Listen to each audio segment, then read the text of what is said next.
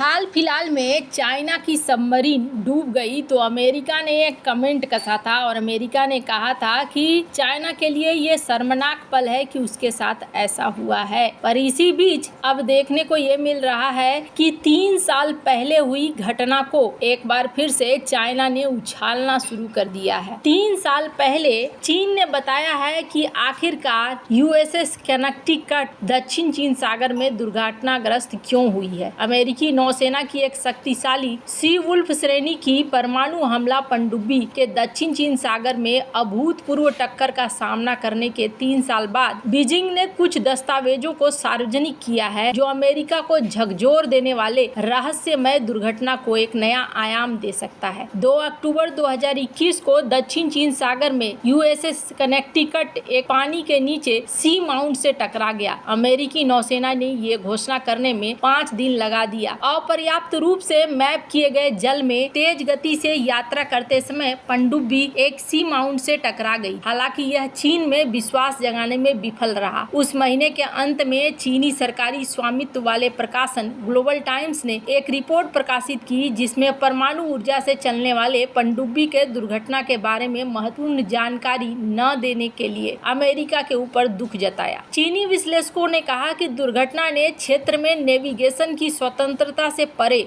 गहन छिपी हुई अमेरिकी सैन्य गतिविधियों को उजागर कर दिया है। बाद में अमेरिका द्वारा की गई जांच से पता चला कि दुर्घटना चालक दल के नेविगेशन योजना में चूक और दक्षिण चीन सागर से अपरिचित होने के कारण हुई थी। जांच में पता चला कि विफलताएं अमेरिकी नौसेना के स्टैंडर्ड से बहुत नीचे थी। रिपोर्ट में कहा गया कि पनडुब्बी के कम से कम 11 चालक दल के सदस्य घायल हो गए और दुर्घटना के बाद गुआम के लिए पारगमन पर परमाणु पनडुब्बी ने अपना रडार गुंबद खो दिया। इस घटना ने अमेरिकी नौसेना की सबसे शक्तिशाली, घातक, जटिल और महंगी परमाणु हमला पनडुब्बी सी वुल्फ क्लास की प्रतिष्ठा को भारी झटका दिया, जिसे दुश्मन के तट के पास विशिष्ट अभियानों के लिए बनाया गया था। कई सालों से चीन दुर्घटना की प्रकृति, उसके मिशन और दक्षिण चीन सागर में उसके सटीक स्थान के बारे में चिंतित था। घटना के 3 साल बाद चीन से हाल ही में सार्वजनिक की गई जानकारी ने एक पूरी ही अलग तरह से कहानी को जन्म दिया है जो दक्षिण चीन सागर में उभरे एक भंवर और यूएसएस कनेक्टिकट के पानी के बीच दुर्घटना के बीच संभावित संबंध की ओर इशारा करता है। सितंबर 2021 में दक्षिण चीन सागर में सैकड़ों किलोमीटर तक फैला एक विशाल भंवर उभरा जिसे अपने रास्ते में आने वाली हर चीज को खतरे में डाल दिया। भंवर समुद्र या पानी के किसी अन्य निकाय में एक ऐसा क्षेत्र होता है जहां एक मजबूत गोलाकार धारा वस्तुओं को अपने केंद्र की ओर खींच सकती है। भंवर के केंद्र में अवसाद तब होता है जब परस्पर विरोधी धाराएं मिलती है या जब कोई धारा किसी बाधा का सामना करती है। दक्षिण चीन सागर में पैरासेल द्वीप समूह के पूर्व में 200 किलोमीटर से अधिक व्यास में फैले विशाल भंवर के दिखने के कारण चीन ने इसे जांचना शुरू किया। चीन ने कहा कि हमने एक अभियान यहाँ पर चलाना शुरू किया। चीन ने हवाई सतह उप सतह दृष्टिकोण से भंवर की निगरानी के लिए अपना सबसे उन्नत अनुसंधान पोत और ड्रोन से बड़ा बेड़ा भेजा। SCMP के अनुसार इस ऑपरेशन के दौरान चीनी वैज्ञानिकों और शोधकर्ताओं द्वारा एकत्र किए गए वैज्ञानिक डेटा को पिछले महीने चीनी अकादमिक पत्रिका साइंटिया सिनिका टेरा में प्रकाशित किया गया। अब तक चीनी अधिकारियों ने इसे गोपनीय रखा था। रिपोर्ट में दावा किया गया जब चीन ने व्हर्लपूल हंटिंग ऑपरेशन किया तब यूएसएस कनेक्टिकट संभवतः एक गुप्त मिशन पर इसी क्षेत्र में था। चीन द्वारा बड़े पैमाने पर किया गया व्हर्लपूल हंटिंग ऑपरेशन चीनी ड्रोन बेड़े का ट्रैकिंग ऑपरेशन 15 सितंबर 2021 को शुरू हुआ और 22 सितंबर तक जारी रहा। ट्रैकिंग अवधि के अंत तक समुद्री उथल पुथल तीव्र रही। पिछले अनुभव के आधार पर विशेषज्ञों ने देखा है कि ऐसी घटनाएं हफ्तों से लेकर महीनों तक बनी रहती है। यूएसएस कनेक्टिकट सिर्फ 10 दिन बाद 2 अक्टूबर को दुर्घटनाग्रस्त हो गया। 3 अक्टूबर को ली गई एक सैटेलाइट इमेज में पनडुब्बी को समुद्र की सतह पर तैरते हुए और धीरे धीरे दक्षिण की ओर बढ़ते हुए पैरासील द्वीप से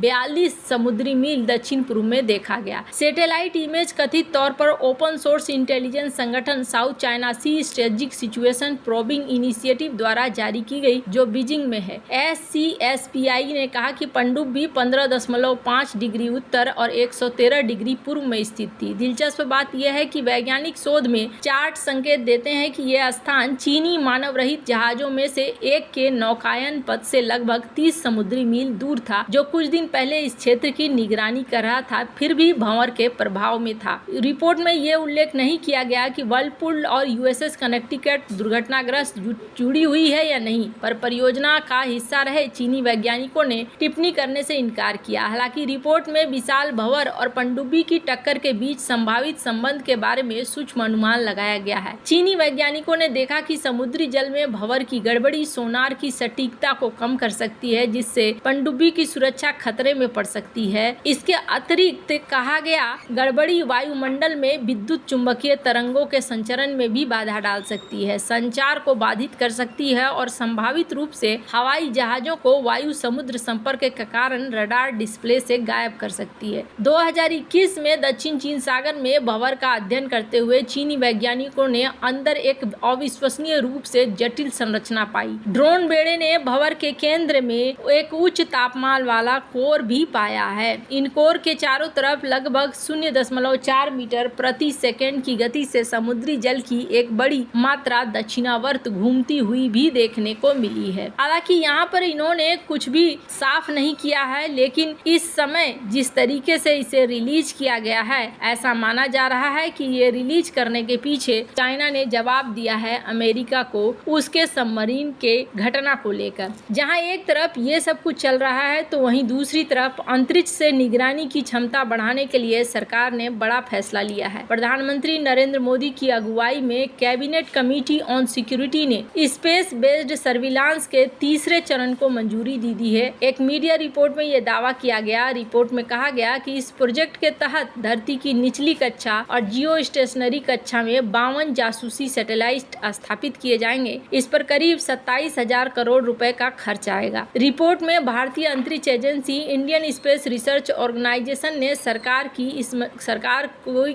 इस मंजूरी के बारे में पुष्टि भी कर दी है। इसरो ने इस प्रोजेक्ट को राष्ट्रीय सुरक्षा के लिए काफी अहम बताया है। रिपोर्ट के मुताबिक नई टेक्नोलॉजी से सैटेलाइट के दुश्मनों को पहचानने की क्षमता और बढ़ेगी। यह एआई की क्षमता का इस्तेमाल करेगा और डेटा का अच्छे से विश्लेषण करेगा। नई टेक्नोलॉजी से जो डेटा काम के नहीं होंगे, उनमें से अधिकतर छंट जाएंगे, यानी कि फालतू के डेटा डाउनलोड में गिरावट आएगी। अगर भारत 52 जासूसी सैटेलाइट करने की क्षमता रखता है, तो इससे भारत पर खतरे को कारगर ढंग से कम किया जा सकता है। हाल ही में कैबिनेट ने अमेरिका की जनरल एटॉमिक्स से 31 हथियारों से लैस प्रीडेटर ड्रोन खरीदने की मंजूरी दी। उम्मीद की जा रही कि इससे SBS-3 मिशन की सर्विलांस क्षमता बढ़ेगी, जैसे कि इससे भारतीय सेना के GSAT-7B, नौसेना के लिए GSAT-7 और भारतीय वायुसेना के लिए GSAT-7A काम कर रहे हैं। नए सैटेलाइट भी सेना के 3 अंगों के खास ऑपरेशन और मिशन को सपोर्ट करेंगे। SBS लगातार 24 घंटे काम करता है। ये किसी भी मौसम या परिस्थिति में डेटा इकट्ठा करता है। ऐसे समय में काम करता है जब धरती का निगरानी सिस्टम मौसम की खराब परिस्थितियों में काम नहीं कर पाता है। इससे देश के ओवरऑल डिफेंस स्ट्रेटजी मजबूत होती है। खैर, अब भारत यहाँ पर हर चीजों को हैंडल कर रहा है। आपको बता दूं, राजनाथ सिंह ने इस बात को कहा भी है कि भारत आशावादी है, लेकिन अपनी सुरक्षा को कंटिन्यू रखते हुए। वैसे आपको क्या लगता है, भारत जो कर रहा है वो सही है या नहीं? कमेंट कर अपनी राय जरूर बताएं। जल्द मिलते हैं अगली वीडियो में नई खबर के साथ।